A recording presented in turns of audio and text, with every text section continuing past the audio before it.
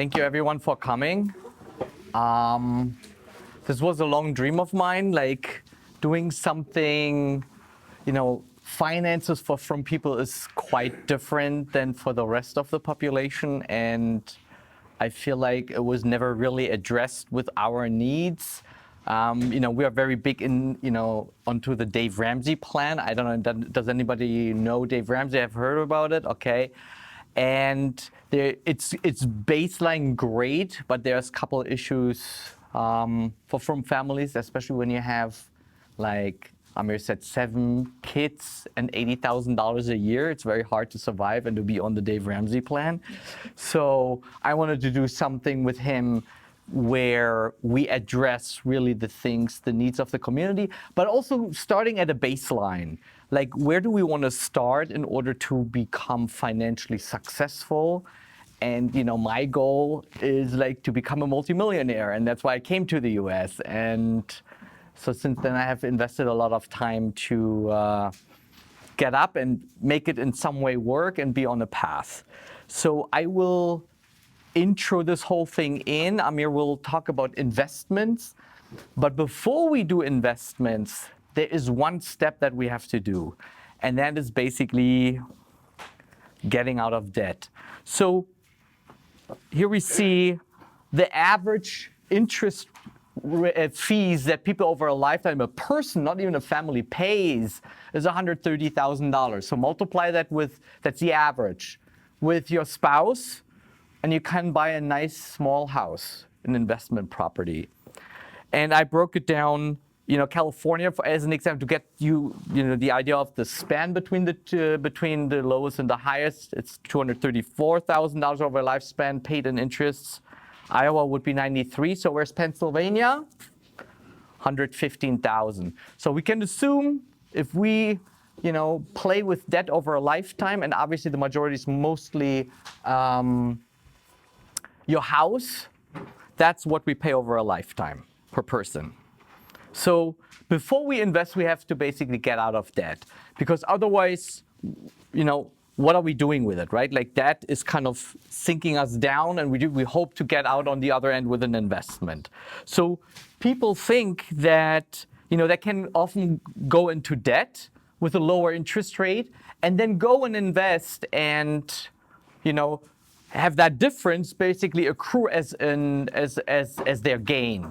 So, and often, it's kind of like, often enough, it's lopsided. The problem on this whole thing is that people, when they do this in their head, it's all perfect. It's like you're making a perfect movie, right? A perfect movie looks perfect till you make it and it looks like garbage.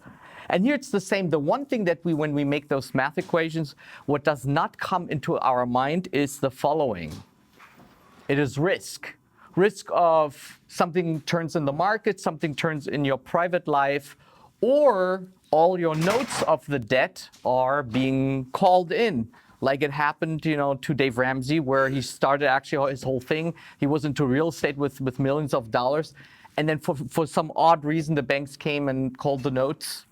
And then it was like sinking ship. So we want to figure out what could be, it's not the only thing, but what could be a proven anti-debt strategy. And I referred to Dave Ramsey. That's what we found as a family. And many in our community went also onto this path of Dave Ramsey. And we have also here a couple here that had just a debt-free scream like a few months ago. And what is Dave Ramsey like all about? It's basically the baby steps to get out of it. And it's starting with a $1,000 emergency fund, because often people at the end of the month, there's like something missing financially, and then they use their credit card and swipe. So in order to kind of stop that, a $1,000 emergency fund. Then we pay off our debt from the smallest to the largest, which is kind of embedded in this debt snowball. And we pay off kind of from the lowest to the highest, not from the highest interest rate to the lowest interest rate. And the main reason is we want to get gazelle. We want to kind of feel like, wow, there's some traction. We don't want to have the lowest interest rate, but it's the highest interest rate to pay that off, and it's a $32,000 loan and takes forever. So we want to kind of really get one thing out of the way and feel like there is something moving. And the reason for this is that in general, debt is not a mathematical issue, but it is an habitual issue. If it would be math, you guys wouldn't be in debt in the first place because it just doesn't make sense. So then there is the other thing with the credit cards. And credit cards, I came to the US and credit cards, I'm from Germany originally, and credit cards was not a thing. Debit card was the number one thing that people use. So it's a whole new system for me. And a credit card looks great on paper, but the issue is that the whole system, as I found it, it's gamified. And it's gamified with the perks for a reason, so that you would spend more money and you spend basically future money that you don't have today that you spend tomorrow. And I just found an article on Forbes that there was a research done by MIT that roughly 100% more is being spent with a credit card than with cash or even a debit card, because you just don't feel it. Like you have cash in your hand and it hurts. A debit card is swipe, it's not even my money right now, it's future money, I will pay it back later. So, and the perks are also not free because someone has to pay for it, and it is certainly not the companies who pay for that. So, almost at the end, baby steps again, save $1,000. Pay off all your debt from the smallest to the largest. Cut up your credit card if you can. And now the last thing, make a budget, and that your spouse agrees on. Because if you don't have a budget, you don't know where your money goes. It's like a ship that has holes everywhere. If it's not patched, if you don't agree with your spouse on where each dollar is going, it will just go impulsively wherever it takes you on a daily basis. So once you have done this, and this is very crude, what I'm like very basic, there's more pieces to that. But if you accomplish that, then give and invest like no one else. And that's where we come to Amir. Let me just introduce Amir like with a couple bullet points and help me out if things are, I pulled it from your website and from other things. So you were born in Israel, is that right? Right. And by American parents, Amir grew up in Albuquerque in New Mexico, and then received, and that's why I wanted Amir to be here. The credentials are that he has an M.B.A. from Harvard Business School and a B.S. in economics from the University of Pennsylvania. And you guys studied at Rothberg and met each other, right? Stacey and Amir, and then got married from there in some way, right? And after you graduated, you founded then a VC firm with Nir Barkat, with the mayor. That was your first in, I understand. Is that right? I worked for the Nir Barkat. You worked for Nir? The mayor of Okay, great. And then you taught also at Wharton School, and finally you founded in 2006, Susquehanna Growth Equity Fund, and focusing on investment in software and financial technology. And I think just to brag, like that was an $8 billion exit. I'm not sure if you kept all the money, but an $8 billion exit. And there's many more companies, but that's kind of the KreditKarma that some of you might heard or know about it. And then you wrote on your website, you're a proud father of 5 charming and bright boys. And that's how we end this and start with your presentation. Let me bring up this thing. Okay.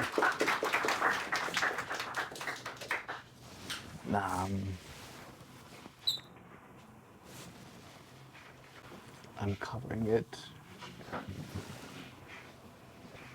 Here we go. It's yours. So, yep, hit the play. Awesome. Yeah, all right, thank you everyone for coming. It was very hard to put this presentation together, primarily for one reason, and that was I had no idea who would show up. And actually, now that I see who showed up, I still think it's a pretty big challenge because I assume everyone has very different financial circumstances. One of the reasons we thought it was a good idea for Shmuel to open up to talk just a little about debt and management is obviously, if the conversation is about how to invest and you don't have any assets, then it's a very different conversation than if you have a lot of assets that you need to figure out how to invest. So it was a bit of a conundrum to put it together. Hopefully what we have here is a reasonable blend that will give everyone something to take home. So let's see how it goes. So the first thing I wanted to say is that when I look at investing in a CEO, as Shmuel said, I'm a venture capitalist basically. So what we do is we invest in small, it's kind of like the schmata business. You buy low, you sell high. But the way it works is you have to find a great small company, we invest in software, and turn it into a big company. And the people who are going to do the hard work of turning a small company into a big company are the management teams that are running it and the CEOs. And people say, well, what are you looking for in a CEO? Are you looking for someone who has a Harvard Business School degree? And the answer is absolutely not. A BS from Wharton, right? BS. So we are looking for, what I'm really looking for, the primary thing is I'm looking for someone who is a super learner. Super learner means they're reading all the time, and we see it when we start interacting with CEO, and right away they're like, oh, how do you do this, and how would you improve that, and what's the latest book you've read? And so I tell people, if you want to be successful in life, become a super learner, which means you have to read. I try to say this to my kids also. Some of them buy in, others not so much. So here are my 3 book recommendations for you, all of them related to the topic of how to manage money. I think these are all awesome. Some of these are this Rich Dad, Poor Dad, I made all my kids read it in 8th grade and write a book report for special credit at Tor Academy. And actually, some of their book reports, which are 1 page long, are awesome. So if you really don't want to read the book and you email me, I'll send you my son Shai's book report, 1 page, it'll tell you it all. It's a little bit of a simple book, it's a little bit of a shticky book, but there's some really important core principles in there that everyone should know. And like, you really shouldn't graduate 8th grade or 12th grade without knowing the principles in there. We'll hit some of them.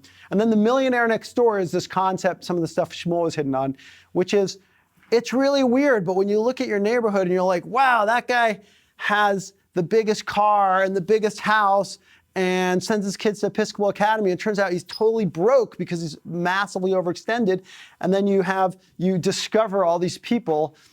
I've seen it through philanthropic stuff, both, Jewish Federation, someone will pass away and no one's ever heard. This happened this year, true story. No one ever heard of this person because her largest gift to Jewish Federation was $100 a year. She passes away and leaves $12 million to Jewish Federation. Okay, that's the millionaire next door. It's someone who's just accumulating capital by not having the fancy car, by not having the biggest house, by not sending to Episcopal Academy. None of you are sending to Episcopal Academy, Baruch Hashem. But that's the millionaire next door. It's worth reading. And then The Psychology of Money, which came out recently, which has some amazing lessons. And all these are real easy reads. So those are my 3 recommendations, because you're not going to learn everything in 30 minutes here. But here's something that comes from Rich Dad, Poor Dad that is a very elementary principle that people get really confused about. I feel like I'm missing something. Am I missing something here? Okay. This is basically showing us the difference between an asset and a liability graphically. Am I missing something on my? No, okay. I think okay. No, I think it's okay. I feel like I'm missing the. No, it was am I missing the headline? You can always click on the side and then the color is a little funny. But I feel like I'm missing the headlines, but that's right. That's right. I'm gonna figure this out. Basically, here's the punchline. What's the difference between an asset and a liability? An asset is something. This guy drew. This is from Rich Dad Poor Dad. He draws. This is an easy way to understand a balance sheet and an income statement. You do not have to go to the Wharton School of Business to understand this. A liability is something that leads to cash outflow, and an asset is something that leads to cash inflow. And it's as simple as that. That's the difference between an asset and a liability. So I want to invest in an asset and not in a liability. That sounds pretty simple, right? Okay, can anyone here tell me whether a Bitcoin is an asset or a liability? Liability. Why is it a liability? Because it drops in value. Neither. It gives neither income nor. It's neither an asset nor a liability, okay? So if you're investing in a Bitcoin and you think you're going to get rich off of that, you got to ask yourself, why? Why are you going to get rich off of the Bitcoin? If it doesn't produce cash, it's not an asset. I would call it a collectible. It's like someone comes to you and says, hey, he shows you his watch. This is my watch. It tells time, right? It costs you $35 a Target. Someone else has a watch and he'll tell you it's worth $100,000, and maybe it is, but it's not an asset, right? It's not throwing off cash. So when I think of investing, I want to think about something that produces income. If it doesn't produce income, it's not an asset. You shouldn't be investing in it. You might want to collect it. You have a lot of money. You want to buy a, I tell people this story. There's this little aluminum bunny, and it's like this big. It's a statue of a bunny. It's made by this guy, Jeff Koons. It's like this tall. Anyone know who Jeff Koons is here? Okay. This bunny, I say like, hey, let's run an auction for the Jeff Koons bunny. When I lecture at Wharton, I say, let's run an auction for this thing in this classroom. There's 70 kids, all of whom are highly levered, borrowing money to go to school. What would you pay me for this bunny? And the answer is like $12. But if I hopped in the helicopter, the Susquehanna helicopter, and went to the Hamptons and hung out with like the billionaire hedge fund set, and I said, hey, it's Jeff Koons. There's only 4 of them in the world. 3 of them are in a museum. And I got all these billionaire guys who have nothing to do with their money. What would you pay for it?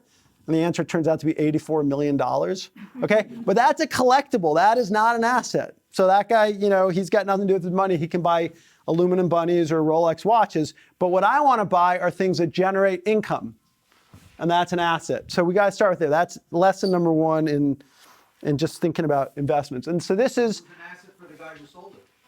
It was a collectible, but yeah, it generated income for him when he sold it. That's right. So you can play that game, but to me, that game is a little bit of a, and there are people who make a great living being art collectors and all that stuff. What? Isn't that real estate? Well, why is that not real estate? It doesn't generate income. Okay, real estate. Real estate, the idea is you're buying it and then you're going to sell it for a profit. Same way you're Unless selling you're renting it out. Unless you're in which renting case it that out. would be an Okay. asset. All right. So here's my income statement and here's my balance sheet. If I buy a $100,000 house, okay, if I buy a house for $100,000 and I have a mortgage, the mortgage is why is the mortgage a liability? Because I have to pay interest on the mortgage, right? So I have this, maybe I have this house that's an asset. Maybe I think that. Now, if I'm living in the house, okay, does it generate income or expense? It's expenses, okay? So you have this house, you have to pay the mortgage payments, the real estate taxes, insurance, utilities, the maintenance. All that stuff can add up to a lot of money. So basically, one of the things that Rich Dad, Poor Dad says, which I think is important for people to understand, is in America, we've been taught and trained that your house that you live in is an asset. And really, it's a liability. Really, it costs you a lot of money to run the house. So the bigger the house is, the bigger the liability is. So when rich parents think they're doing their kids a favor and they say, I'm going to buy you a big house as my gift to you, I'm going to buy you a big expensive house, and now good luck and go live on your own, right? They're not really doing them a favor because they're putting them in an expensive neighborhood with lots of liabilities. It's not really an asset. Now it is, your own house has some advantages. It's forced, the biggest advantage is forced savings by paying off your mortgage. So if you live in your house for 30 years, even if it wasn't the greatest investment in the world, you've been forced to save. But it's not, if you're living in the house, it's not an asset. However, you can turn, if you own real estate, if you own a house and you rent it out and it brings in rental income, now it's an asset. Okay? Now, I obviously can't live there. So I'm not talking about like how you're going to live. I'm talking about trying to understand investing here, right? So what about flipping house? That's a business model, but your assumption when you're flipping houses is you're going to buy it and sell it, and it's going to bring in income. It's a way of bringing in income. The reason the house has value, though, is because it could be rented. It's an asset because it's got inherent value of someone will pay you to live in that house. Okay, so we understand the difference between asset liability. Does that make sense? Was that obvious to everyone beforehand? Maybe not, but these are terminologies that you just really have to get your arms around. So we take something that is a liability and we turn it into an asset when we charge rent for it. If someone's willing to pay you rent, then it's an asset. Okay, so before you can invest, you actually need to have money, right? You need to have something to invest in. That's why one of the reasons why thinking about what we're going to talk about tonight was challenging was because it's hard to say like, hey, there's a different menu of investment options depending on how much net worth you have in the world. So we're going to be generalists here, and if people want to reach out to me afterwards, you're welcome to. And the question is, how do you accumulate assets? And one of the things that I just think is really important from a life skills perspective is to know that you have to have a budget in order to accumulate assets. Because if you don't have a budget, you will never be able to you'll never be able to figure out what's supposed to come out of the bottom of every month, what you're putting away. Okay? So the way you figure out your budget is you start with what you earn, and you have to remember that the first person to get paid on everything is the tax man in the United States. But then I suggest that you always optimize the gifts that come from the government. And here I'm not talking about like welfare, right? What am I talking about? What gifts do we get from the government, assuming we earn money? What? Tax return. Tax return, that's not a gift. That was you giving the government your money to hold for you. What? Right, so I'm thinking like 401k, IRA, 529 plans, health savings accounts, anything that allows me to, Overall income. what's that? Anything to reduce your overall income Well, for the tax. right, for the tax rate. anything that I can avoid paying taxes on, that is a gift from the government, and you should always maximize that. Like, I think it's insane when I meet someone who says that they're not putting, but I have people who work for me who are single and earn a very decent living and don't have a lot of expenses, and they're not maxing out their 401k, and these are smart people who are acting like idiots financially. Because you should maximize the government gifts, which means you put as much money as possible into 401k. By the way, in a 401k, a lot of them have matching also. So first, I got a 30% gift from the US government because I didn't pay taxes, right? So I saved $1,000 in my 401k. $300 of that was courtesy of the United States government. And then at Susquehanna, they match you for, 4%, 6%. So there's another $300 gift or $600 gift for every $1,000 that we put in over there. So you want to get as much of that as possible. And then you have to do the opposite side of that, which is budget what you spend. And remember, big houses are not an asset, they're a liability. And you got to put in utilities, automobiles, medical, and then, of course, the gift we all have, which is paying tuition or some portion of thereof. And so the question that the books posit, a lot of these books posit, is like, hey, can you figure out how to save 10% of your after-tax income? Is that a possibility to do, given the scenario you have? And I think it can be quite difficult, actually, with a frum lifestyle. I haven't quite figured out the math that says how you save 10% of your after-tax income without a lot of thinking and budgeting. But I do think that if you maximize the 401k or the IRAs in advance, you might find that you're able to save a lot of money, and then you start to compound, which is what we do. Shmuel hit on a lot of this stuff, but I'll just do it quickly. Just the biggest curse of the credit cards are these late fees and interest. Average interest rate on a credit card right now is probably like 23% a year. So you should never, in my opinion, you can use credit cards for the points and for budgeting and for cash management, but it should never be the case that you are not automatically paying the entire amount of the balance on the credit card every month. And if you're paying overdraft fees, interest, cash advances, you're literally lighting money on fire, and it will make it very hard to achieve your financial goals if you're doing that.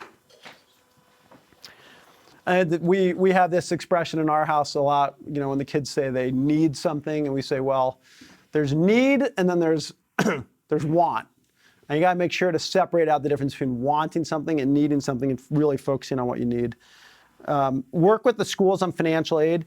I've been on kind of all sides of this equation in our day schools, because this is probably the single largest issue that we have in the frum community, is figuring out how to pay for the day schools. And the EITC OSTC program that we got here in Pennsylvania has been probably the biggest game changer that we've had in the school system ever. And it's amazing, it's now accounting for about 1/3 of the budgets of most of the day schools. But it's also, I always say to people, it took out a lot of the friction in the process. It used to be just very difficult to go through the financial aid process and get the assistance that people needed, not because people weren't nice and menschlich, but because everyone was just stressed about money. And a lot of that friction has gone away. But the key, in my opinion, is you have to be cooperative and organized working with the schools, because I think that people who don't fill out the paperwork on time and don't send in their payments on time. They end up getting very confused up because everyone wants to help at the schools, and they will help if you're doing your hishtadlus and really filling out the paperwork and doing what you need to do and making sure that we're getting all the grants that we can possibly get on your behalf. So I just think it's a two-way street. Like no one's really entitled to have their kid educated by someone else paying for it if they're not willing to help and just partner up in that process. So that's a little thought advice. Utilize the government programs that we talked about earlier. And KreditKarma, Shmuel mentioned KreditKarma.com. I was an investor in KreditKarma.com. I have no financial interest in the company any longer. It was bought by a big company called Intuit. But if you're not on KreditKarma, you have to get on KreditKarma. Who here uses KreditKarma? I should ask for who doesn't use KreditKarma. I mean, this is where you track your credit score like whenever you want. It's free credit score tracking, and it just really keeps you on your game. Having a good credit score means you can borrow money cheaper and do all sorts of other things. Like it just creates a lot of goodness to have a good credit score. So if you're not tracking it, anything you can't measure isn't real, basically. And so KreditKarma is your opportunity to really measure your score and pay attention and cultivate. It also has all sorts of offers to reduce your interest rates and all sorts of tips to how to think about management. All right, let's keep going. Everything's better with a budget. I put that in red and bold. My animations weren't as cool as Shmuel's, but so the most powerful force in investing is time. And depending on how old you are, it's always hard to be patient. I find as I get older, I'm more patient because I've had a chance to see some of the seeds of things that I did many years ago grow. And so what you really need to do is increase your time horizon as you're thinking about how you're going to accumulate wealth and grow your wealth. The power of compounding, it's really cool. You should go on Google and try to plug this in and say, hey, what happens if I save $10,000 a year over 30 years and I invest it in a way that generates 8% interest? And you'll just see these enormous numbers popping out. So you have to expand your time horizon. If you want to make quick hits, like if you want to do the Bitcoin thing and watch it go from 500 to 1,500, that's like casino playing. That's not investing. Because investing is finding things that produce cash, right? Assets that could produce cash flows that grow over time. So if you just think about real estate for a second, the idea would be that you have a bunch of things working in your favor over time when you buy a real estate asset. So you have, on the one hand, you have this mortgage, which you're paying down over time, right? It's a fixed mortgage. You borrowed $80,000 to buy a $100,000 house, and it's over 30 years, it gets paid down. So 30 years later, you own 100% of this asset. But at the same time, the rental income that you get also grows every year, hopefully. Maybe not every single year, but over a long period of time, it will clearly grow. So you kind of have this double whammy working on your behalf if you have patience and time. So this is the S&P 500. When we talked about setting up this presentation, it was probably, I think Shmuel and I have been talking about it for over a year. So the markets were really at all-time market tops, probably around here. And right now we're in the midst of a dip. But I think what you see is that over this 40-year period of time, and I could run this for 100 years, by the way. Over time, the market in the United States does always go up, it seems like. It could be that the next 10 years will be the 10-year period that doesn't go up. But any 10-year period of time that I take for the last 100 years in the US stock market has gone up. So if you can play the long game and be patient, chances are the market will go up. The average return for the S&P 500 is 11.5% for the 40-year period of time. 11.5% doesn't sound like a lot, but when you compound that over 40 years, it's a tremendous amount of money. I don't know how we would add that up, but it looks like over 40 years, you'd start out with like $10 and end up with $10,000 or something like that if you compounded 11.5%. So that's pretty good. But the what you have to recognize is that there's this thing called volatility in the stock market, which means if you happen to have had your bar mitzvah in January of 2022 and put all your bar mitzvah money into the market in March of 2022, you got hurt. Like you're down 25%. If that was your only moment in time where you were getting money and you put it all in at that time, you can get hurt. That's what we call volatility in the market. And so what I'm showing you here is the blues, which I'm standing in front of, are the up months, and the reds are the down months.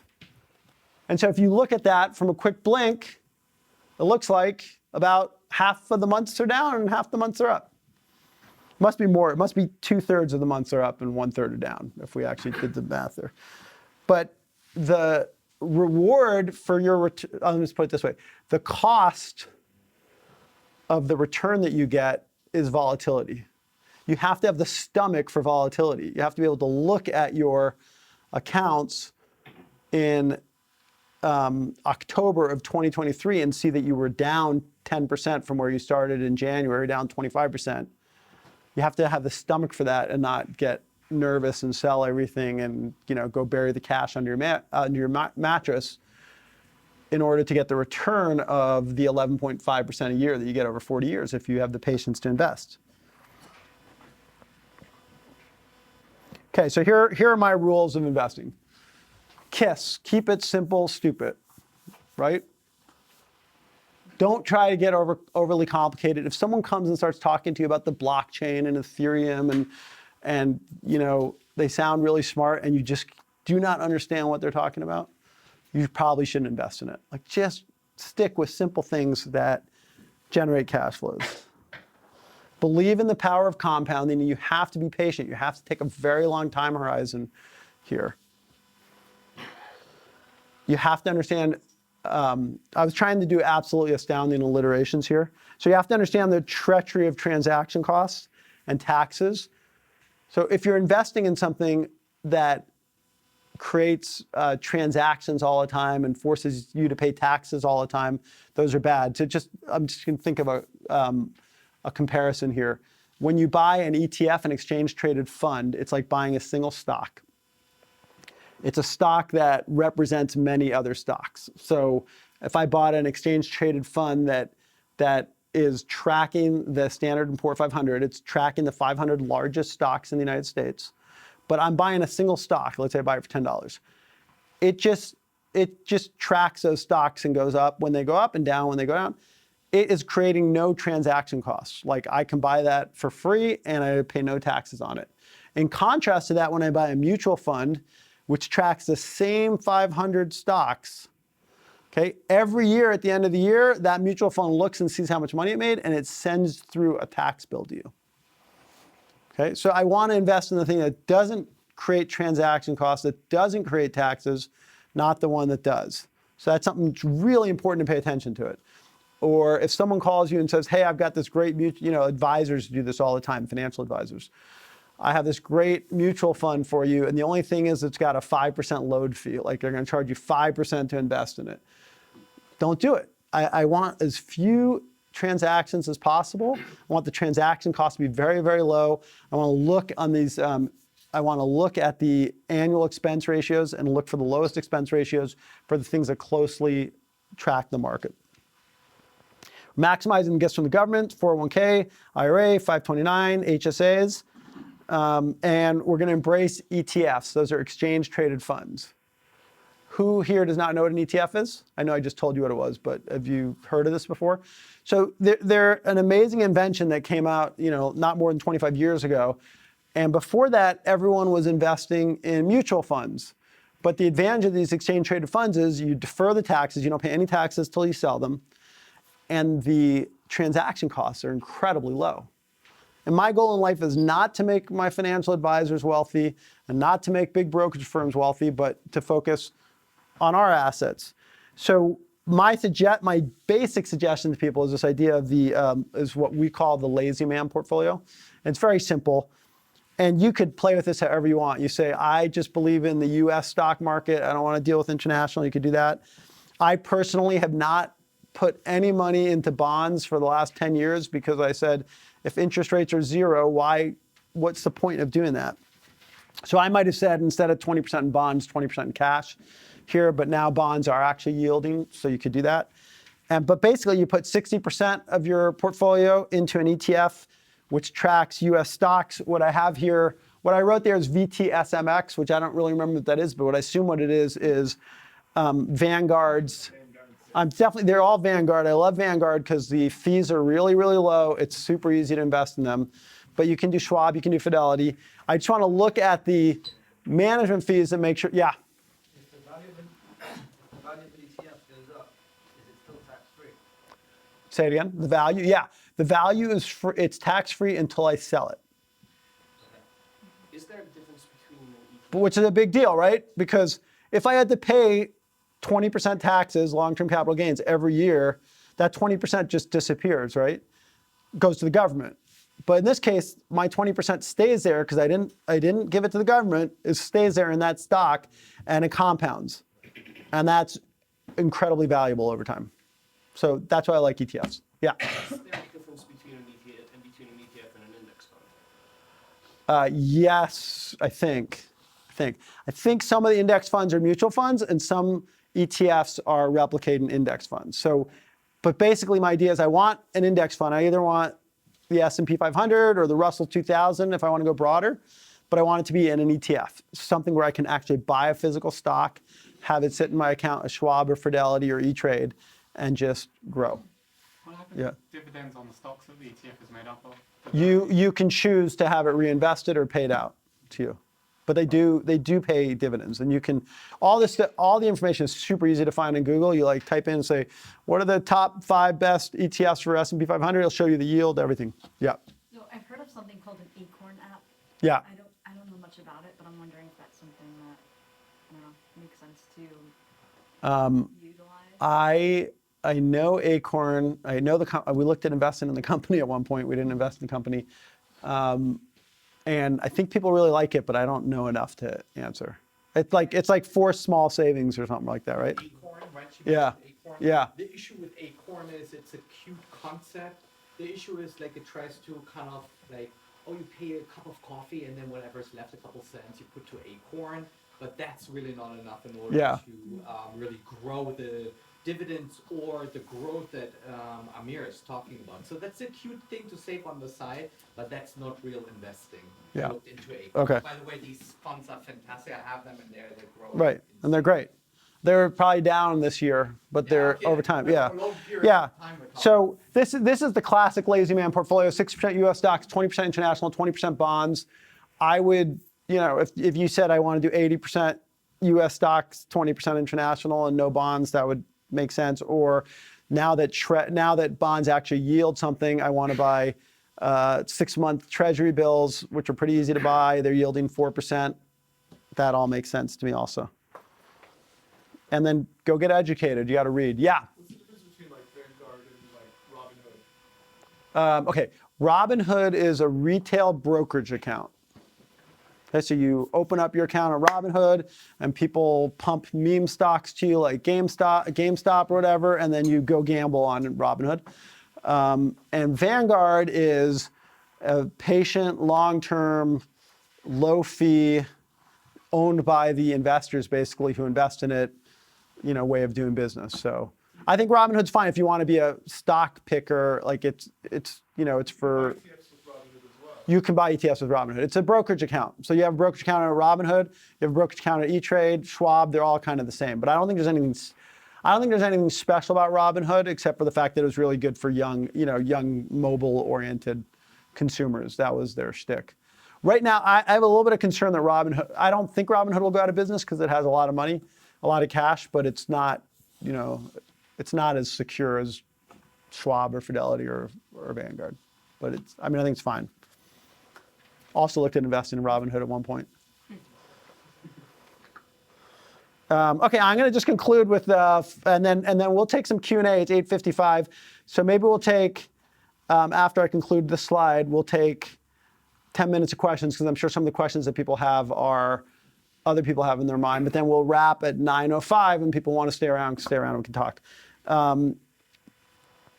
We should probably give it to our Torah, but I'm going to give you some secular Torah. This guy's name is Arthur Brooks, and he is not Jewish despite his name. His wife's name is Esther. She's also not Jewish. I can't explain it. He's bald. He has glasses. I really like listening to him. I just assumed he was Jewish, but I did my research, and he's not Jewish. He's Catholic. But he's a professor at the Harvard Business School now, and I think he's a pretty wise guy, and he talks about a formula for happiness. And he says the following thing, which is that how do most people think that they will find happiness? Any guesses? How does the secular world have people? Possessions. Right. Fortune, right? Money. What else? Fame. Fame. Well, that's not what most people think. What do they think? Fame, fortune, power, and pleasure. That's kind of the. Why am I going the wrong way here? I'm going the wrong way. Fame. All right, I'll give you.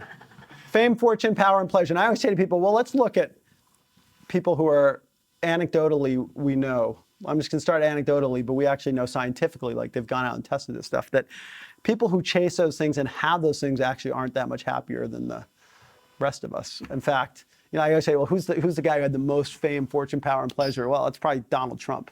And say what you will about how he was as a president, he literally never smiled. Have you ever seen Donald Trump smile? He's like the most unhappy human being in the world, perhaps. Or Britney Spears, or, choose your famous person who has a lot of money. They're kind of miserable, and that's a weird thing. And so, and they've done the research, and they go through and they look, and what they've been able to show scientifically is that up to, you are definitely happier when you have some money and you're above the subsistence level in America. Like the difference between making $8,000 a year and $45,000 or $80,000 a year is enormous. Like you're dealing with your medical needs and shelter and all that stuff. It makes a big difference. But after that, it really flattens out. And the difference between, the middle class and someone who's got 10 billion a year or whatever there's actually no difference on the happiness chart. And the reason for that is this idea of the hedonic treadmill that, as you go and chase material goods over time, you think it's going to bring you happiness, but it's kind of the opposite. Like like these people, their whole life, they really wanted to buy the BMW or whatever, and they save their money, and they go and they get this BMW, and you get in, and it's got that new car smell and the leather smell, and it's so amazing. They're so happy in their brand new car. And then you drive it for like a month, and then it doesn't have that new car smell anymore. And you get very used to it. The idea, it's called homeostasis. It's a biological term, but humans can get used to anything very quickly, good and bad.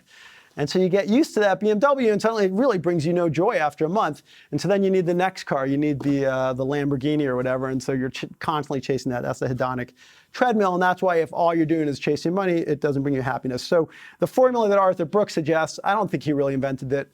We probably see it in our Torah. Well, I think we see it in our Torah in a lot of different ways, but is to focus on family and friends and faith. He's a devout Catholic. So he says, not necessarily like go to church, but something transcendental, something that's bigger than you are, like community or whatever. And then meaningful work is the fourth one. Like that you're doing something that matters, that you really care about. And I think there's a lot of wisdom in that. So I think our goal with accumulating assets and having them grow, boy, look at that, is to be able to take care of our friends and family and our local institutions and our community and focus on the work we really care about. That's the goal here. So it's not to chase material goods. He also says, by the way, that there are 3 ways that money can buy you happiness. And those 3 ways that money buys you happiness is to spend it on experiences, like to go do cool stuff with your family, and to spend it to buy time. How do you buy time? Well, here would be a good example of spending your money, like to have someone clean the house so you don't have to, so you can have time to do something else, or spend something that helps you buy time, and then to give it away. And those are 3 ways that money does help you buy happiness. Okay, so that's enough of the secular Torah. Thank you for coming. I have time for, let's say, 2 questions, and then we'll close it off. Yeah. If you're investing in like mutual funds, let's say through like Vanguard or whatever, do you recommend diversifying so all your money's not in one company? Like, is it better to do some in Fidelity and some in Vanguard and some in Schwab, or Like, does that not matter? I don't think that matters. Okay. Yeah, unless you're talking about like $5 trillion or something like that. But let's say anything less than $10 billion, I'm comfortable putting it all in any one of those accounts. Okay. If you have 11 billion, yeah, put one over here. But otherwise, I think it's fine. And I prefer the simplicity of having everything in one place where I can see it and check on it. So where you're diversifying is you're not diversifying across which brokerage you have it in. In that brokerage, you're saying, hey, I want exposure to U.S. equities. I want exposure to international equities, like a little bit of diversification that way. But really, let's keep it simple, not do too much of that. Yeah. Like what, after you have met your company's match for 401k, Yeah. and gotten that free money, is what, so when you're taking by maximizing the 401k, are you maximizing the amount that government allows you to put in the 401k, or is it better to start investing in something else, like you're suggesting? You just asked, What's the, you know what I mean, like where do you put, so say I have $10,000. Yeah. Do I put that into the retirement fund, even though that is beyond what my matches by my company, or do I? What I want to do is I want to maximize the amount of pre-tax dollars that I can put away. So the U.S. government says $17,000 a year, I think. Yeah, $18,000 a year. The whole $18,000 until I have $18,000 a year that I'm pulling out. That's what I'm pulling out pre-tax. All right. And then if you're going beyond that, then I say, yeah, you find all these places to do any place where I can invest and not get taxed.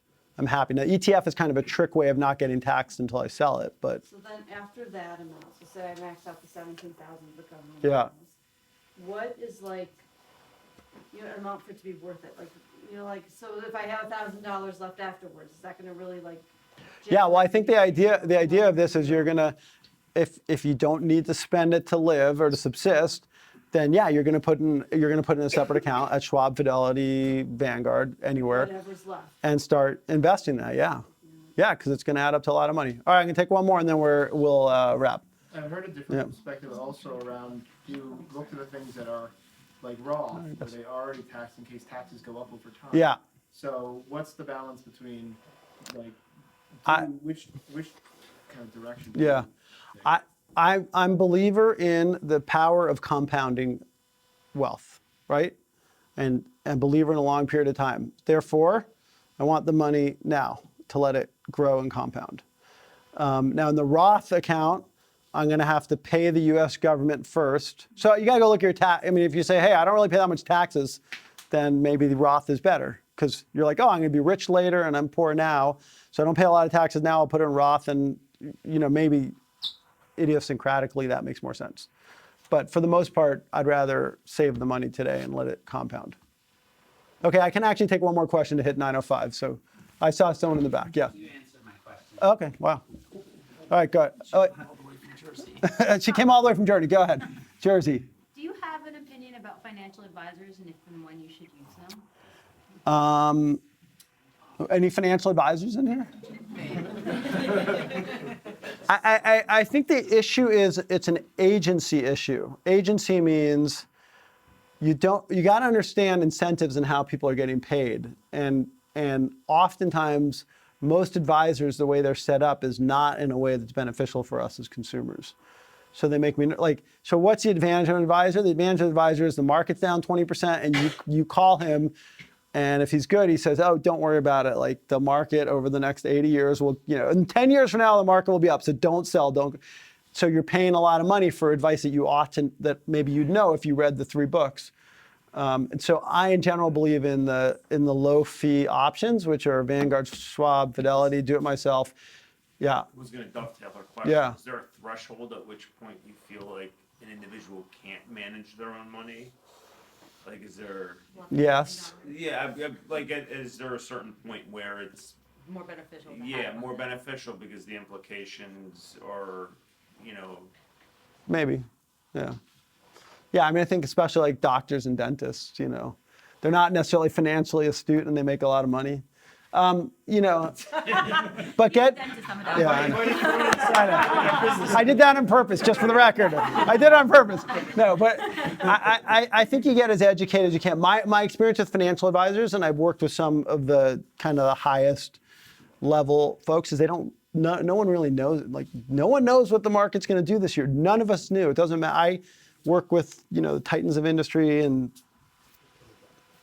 like off the chart type, and no one really knows what the market's going to do. So they don't actually have that much insight that you probably don't have.